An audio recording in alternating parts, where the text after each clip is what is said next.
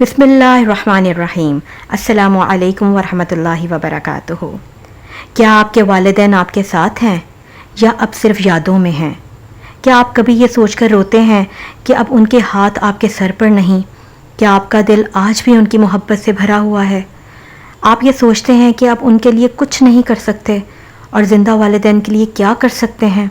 गमगीन ना हों, औलाद का अपने वालिदैन से ताल्लुक़ कभी नहीं टूटता। आज मैं आपको एक ऐसी कुरान की दुआ बताऊंगी जो आपके फौत शुदा वालिदैन की कब्र को नूर से भर सकती है और ज़िंदा वालिदैन की ज़िंदगी में सुकून और रहमत बन सकती है। ये सिर्फ अल्फाज नहीं, ये एक ऐसा रिश्ता है जो मरने के बाद भी ख़त्म नहीं होता। आखिर तक ज़रूर सुने, क्योंकि ये सिर्फ एक दुआ नहीं, ये आपकी मोहब्बत, आपका शुक्र और आपकी बख्शिश का ज़रिया बन सकती है। माँ जो खुद जागती रही ताकि हम चैन से सो सकें, बाप जो थकन छुपाकर सिर्फ हंसी बांटता रहा, हम तो बोलना भी नहीं जानते थे, तब वो हमें चलना, हंसना, जीना सिखा गए।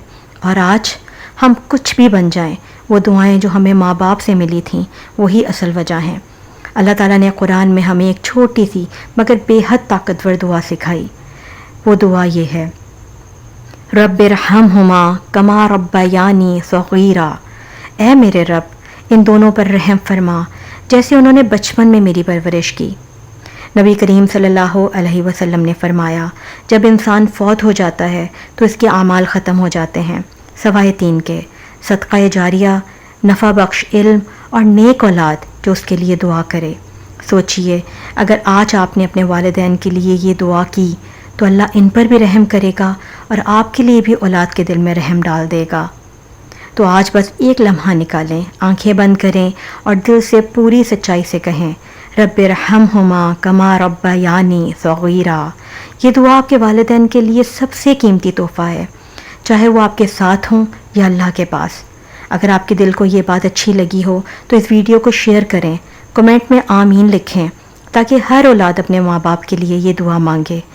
और सब्सक्राइब करें कम क्लोज टू अल्लाह सुब्हानहू व तआला को, क्योंकि हम यहाँ दिलों को अल्लाह से जोड़ते हैं दुआ, आंसू और मोहब्बत के ज़रिए।